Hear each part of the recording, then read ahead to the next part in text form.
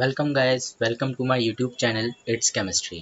तो आज हम CUSET 2019 MSc chemistry entrance exam के फिजिकल केमिस्ट्री पोर्शन को डिस्कस करेंगे।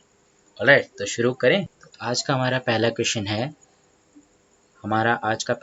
है which of the following gas will have the lowest rate of diffusion. Okay, यानी सबसे कम स्पीड से कौन सी गैस डिफ्यूज होगी। तो जैसा हम जानते हैं कि VRMS यानी कि V root mean square velocity का जो फॉर्मूला होता है वो होता है √3RT/m। चाहे आप RMS वेलोसिटी लें, चाहे आप मोस्ट प्रोबेबल वेलोसिटी लें, या फिर आप एवरेज वेलोसिटी लें। गैसेस की तीन तरह की वेलोसिटीज होती है। तीनों ही फॉर्मूला में टेम्परेचर जो होता है वो आता है फ्रैक्शन में ऊपर वाली साइड पे और मोलर मास आता है नीचे वाली साइड पे। इन अदर वर्ड्स हम कह सकते हैं कि जो वेलोसिटी या रेट ऑफ डिफ्यूजन होती है वो टेम्परेचर के तो डायरेक्टली प्रोपोर्शनल होती है, ओके, लेकिन मास के इन्वर्सली प्रोपोर्शनल होती है। तो देखो हमें क्या बोला है यहाँ पे कि हमें निकालना है लोवेस्ट रेट ऑफ डिफ्यूजन इन सारी गैसेस में से। तो सबसे ज़्यादा मॉलिक्यूलर मास किसका होगा? ऑक्सीजन का। अगर आप देखें तो ऑक्सीजन का सबसे ज़्यादा मॉलिक्यूलर मास होगा, इसलिए वो गैस सबसे धीरे से डिफ्यूज होगी, मतलब लोवेस्ट रेट ऑफ डिफ्यूजन उसका होगा। सो the correct option is option D. Next question, the compressibility factor for an ideal gas Z is. Ideal gas के लिए कंप्रेसिबिलिटी फैक्टर कितना होता है? तो देखो पहले तो ये समझो कंप्रेसिबिलिटी फैक्टर होता क्या है। Z is given by PV/RT एक मोल गैस के लिए। तो आप जानते हैं कि PV/RT तो आइडियल गैस इक्वेशन के लिए क्या हो जाएगा 1, क्योंकि PV=RT यही तो हमारी आइडियल गैस इक्वेशन है।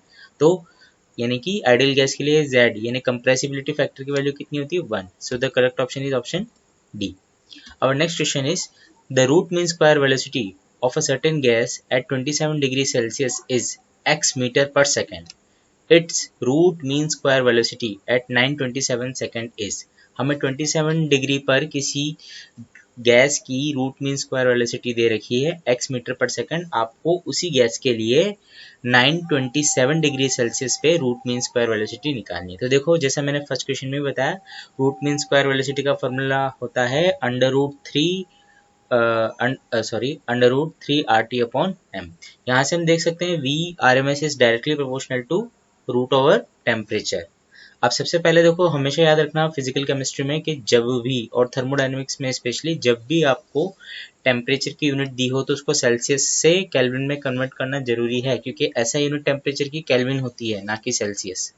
ओके, तो यहाँ पर हमने 27 डिग्री सेल्सियस को जब कन्वर्ट किया, यहाँ पर जब हमने 27 डिग्री सेल्सियस को कन्वर्ट किया केल्विन में तो वो आता है 300, और इसी तरह जब हमने 927 डिग्री सेल्सियस को केल्विन में कन्वर्ट किया तो वो आता है 1200। तो ये इसका 4 टाइम्स हो गया। देखो अब चाहो तो आप डायरेक्टली ऐसे कर सकते हो, एग्जाम में वहाँ इतना टाइम नहीं होता सॉल्व करके।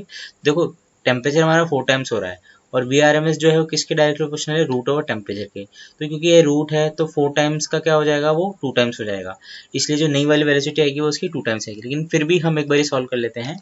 देखो टेम्परेचर 27 डिग्री सेल्सियस पे जो वेलोसिटी होगी और 927 डिग्री सेल्सियस पे जो वेलोसिटी होगी, इन दोनों का जो रेशियो होगा वो √300/1200 का आएगा। जब आप इसको सॉल्व करेंगे तो आपकी जो नई वाली वेलोसिटी आ जाएगी वो आ जाएगी 2x। Hence the correct option is option B.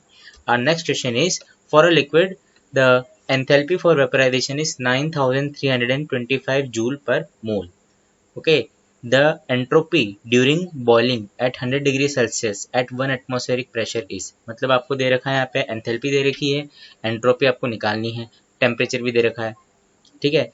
तो क्या फॉर्मूला होता है? देखो बहुत ही इजी फॉर्मूला है, ये आपने पढ़ा होगा थर्मोडायनेमिक्स में 11th क्लास में, है ना। Entropy equals to enthalpy upon temperature.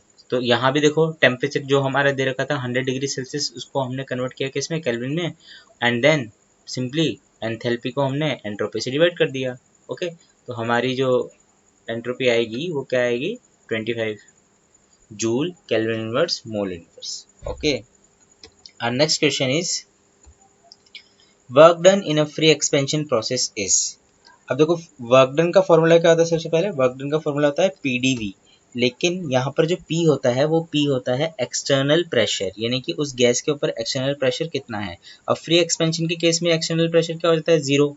इसलिए जब आप इस पी की वैल्यू को 0 यहाँ पुट करोगे वर्क के फॉर्मूले में, तो आपको वर्क कितना आ जाएगा, वर्क आपका जो होगा फ्री एक्सपेंशन में वो भी 0 होगा। Hence the correct option is option A. Our next question is, at 27 degrees Celsius, the value of Ksp is 10 raised to the power minus 5 for the equilibrium. And the chemical reaction यहाँ पर जो है हमें दे रखी है, carbon dioxide plus hydrogen gas, ये आपको देता है कार्बन मोनोऑक्साइड और वाटर। तो आपको यहाँ पे निकालना है value of delta G not. Delta G not क्या है यहाँ पे, स्टैंडर्ड गिब्स फ्री एनर्जी, आपको उसकी वैल्यू निकालनी है। क्या क्या दे रखा है, सबसे पहले तो देखो हमें दे रखा है टेम्परेचर दे रखा है, हमें दे रखा है इक्विलिब्रियम कांस्टेंट दे रखा है। ठीक है, ये दो चीज़ें ही चाहिए होती है हमें। क्यों? क्योंकि देखो अगर आप फॉर्मूला देखो तो डेल्टा जी का जो फॉर्मूला होता है वो होता है delta G naught minus R T L N K. तो आपको देखो आर की वैल्यू तो रखनी है 8.3, टेम्परेचर की वैल्यू आपको दे रखी है वहाँ पे, और आपको जो है के की वैल्यू भी वहाँ पे इक्विलिब्रियम कांस्टेंट की दे रखी थी।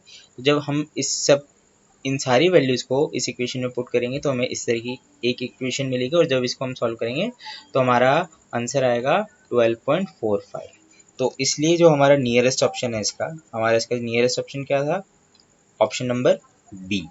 ठीक है, so the correct option is option B. Our next question is, the relationship between the equilibrium constants Kp and Kc इज, यहाँ पर Kp और Kc क्या होंगे, देखो Kp होगा आपका इक्विलिब्रियम कांस्टेंट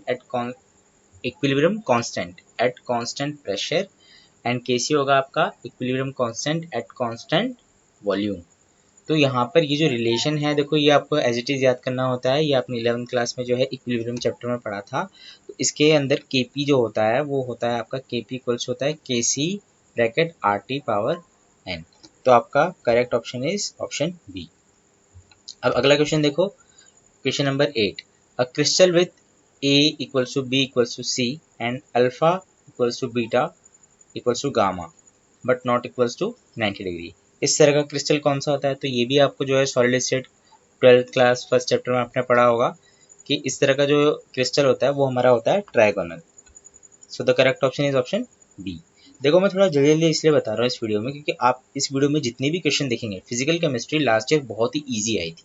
फिजिकल केमिस्ट्री में आप पाएंगे कि ज़्यादातर क्वेश्चन, मतलब ये मैंने आधे क्वेश्चन आज मैंने कवर कर लिए हैं फिजिकल केमिस्ट्री के, तो ज़्यादातर क्वेश्चन जो है आपके वो 11th और 12th स्टैंडर्ड के थे। It means physical last year easy I थी। तो आप फिजिकल जो है एक बार आप अपने एनसीईआरटी जरूर पढ़ के जाएं, क्योंकि इनऑर्गेनिक की वीडियोस में भी आपने देखा होगा कि वहाँ पे +2 लेवल का बहुत पूछा था। तो आप अपना +2 तो अच्छे से रिवाइज करके जाएं। ठीक है, ओके चलो नेक्स्ट क्वेश्चन देखते हैं। Our next question is, the atomic packing fraction of simple cubic unit cell is. अब बताओ भाई, एटॉमिक पैकिंग फ्रैक्शन जो सिंपल क्यूबिक यूनिट सेल का क्या होता है। तो मैंने आप लोगों के लिए यहाँ पर एक टेबल बना दी है। देखो यहाँ पे अगर आपका जो यूनिट सेल है वो FCC यानी फेस सेंटर्ड क्यूबिक या फिर क्यूबिक क्लोज पैकिंग वाला आपका जो है यूनिट सेल है, तो उसका पैकिंग फ्रैक्शन सबसे ज़्यादा होता है, जिसको 0.74 कहते हैं, और परसेंटेज में 74% भी कह सकते हैं आप। ऐसे ही बॉडी सेंटर क्यूबिक का जो पैकिंग फ्रैक्शन है वो होता है 0.68 यानी 68%, और जो सिंपल हमारा प्रिमिटिव यूनिट सेल होता है उसका होता है 0.52 और 52% भी आप इसको कह सकते हैं। So our correct option is, sorry यहाँ ऑप्शन गलत हो गया है, बट यहाँ पे ए आएगा। ओके, यहाँ पे ए आएगा। Our next question is, in cubic close packed structure of a solid the coordinate number is। Okay, आपको कोऑर्डिनेशन नंबर बताना है क्यूबिक क्लोज पैक्ड में। तो यहाँ भी मैंने एक टेबल बना दी है। देखो यहाँ पे आपका जो सबसे ज़्यादा कोऑर्डिनेशन नंबर होता है वो होता है CCP क्यूबिक क्लोज पैक्ड या फिर हेक्सागोनल क्लोज पैकिंग में 12। उसके बाद आता है आपका क्यूबिक, एंड उसके बाद आता है आपका ऑक्टाहेड्रल। तो सो the correct option is option D 12। Our next question is, the half life of a first order reaction A2P is। अब देखो भाई हाफ लाइफ का एक शॉर्टकट फॉर्मूला बताता हूँ मैं। T हाफ लाइफ होता है 2 power n-1 divided by n-1 into A not power n-1 into K। लेकिन ये हमेशा याद रखना, ये फॉर्मूला हम फर्स्ट ऑर्डर रिएक्शन के लिए यूज़ नहीं कर सकते। क्यों नहीं कर सकते? क्योंकि अगर आपने यहाँ पर n की वैल्यू डिनोमिनेटर में 1 रख दी तो ये पूरा जो इसका हाफ लाइफ जो होगा वो कितना हो जाएगा, infinite. And radio active substances वो भी फर्स्ट ऑर्डर रिएक्शन फॉलो करते हैं, इनफाइनाइट तो उनका भी नहीं होता, जबकि वो तो थाउजेंड्स ईयर्स तक जो है नेचर में परसिस्ट करते हैं उसके बावजूद भी। तो हाफ लाइफ आपका इन्फिनिट इनफाइनाइट नहीं हो सकता बेसिकली। तो इसको फर्स्ट ऑर्डर के लिए तो आप नहीं यूज़ करोगे, तो फिर कैसे यूज़ करेंगे? देखो इसको, सबसे पहली बार जो हाफ लाइफ होती है फर्स्ट ऑर्डर रिएक्शन की, वो होती है आपकी 0.693 अपॉन के। ये आपने रेडियोएक्टिव डीके में भी पढ़ा होगा, ठीक है। So the correct option is option D. Our last question for today's video is the adsorption of a gas on a metal is governed by the Langmuir adsorption isotherm with equilibrium constant K equal to 0.40 kilopascal inverse. Calculate the fractional surface coverage at a pressure of 1 kilopascal. So देखो Langmuir adsorption isotherm ये आप लोगों ने bachelors में पढ़ा ही होगा surface chemistry में, है ना। तो इसमें हम क्या करते हैं, इसका जो फ्रैक्शनल सरफेस कवरेज होता है उसका एक फॉर्मूला होता है थीटा, जिसे हम कहते हैं थीटा इक्वल्स टू के पी डिवाइडेड बाय 1 प्लस के पी। तो यहाँ पर के की जो वैल्यू है वो के होता है आपका इक्विलिब्रियम कांस्टेंट जो आपको यहाँ दिया हुआ है, पी होता है आपका प्रेशर जो भी आपको यहाँ पे दिया हुआ है, ठीक है। अब आप एक चीज़ नोटिस करें, इन दोनों की जो यूनिट्स हैं वो एक दूसरे के बिल्कुल एक जैसी हैं। यहाँ पर किलो पास्कल है और वहाँ पे किलो पास्कल इन्वर्स है, तो मैं यहाँ पे इनको ऐसा यूनिट यानी कि पास्कल में कन्वर्ट नहीं कर रहा हूँ। क्यों नहीं कर रहा हूँ मैं? क्योंकि यहाँ पर ऑलरेडी ये वैल्यूज किलो पास्कल में दे रखी है जो एक दूसरे से कैंसिल हो जाएंगी, इसलिए मैं नहीं कर रहा हूँ। तो यहाँ पर आप देखें के इंटू पी जब आप रखेंगे तो आपको ये वैल्यू देगा कि हमारा कितना है 0.40, पी हमारा कितना है 1, और ऐसे ही नीचे 1 प्लस के पी अगेन 0.40 इंटू 1। जब आप इसको सॉल्व करेंगे तो आएगा 0.28। अब आपका होगा ऐसा तो कोई ऑप्शन ही नहीं है, तो देखो जब नियरेस्ट इसके ऑप्शन जो मिलेगा वही आप लगाएंगे, ठीक। तो इसका नियरेस्ट ऑप्शन क्या है? Option A. So the correct option is option A. So guys, अगर आपको ये वीडियो पसंद आया हो तो प्लीज़ प्लीज़ इस वीडियो को लाइक करें, शेयर करें इसको, एंड सब्सक्राइब तो कर ही दें मेरा चैनल, और बेल आइकन को भी दबा दीजिए ताकि मेरी अगली सारी वीडियोस आपको मिलती रहें इसी तरह। Okay, thank you.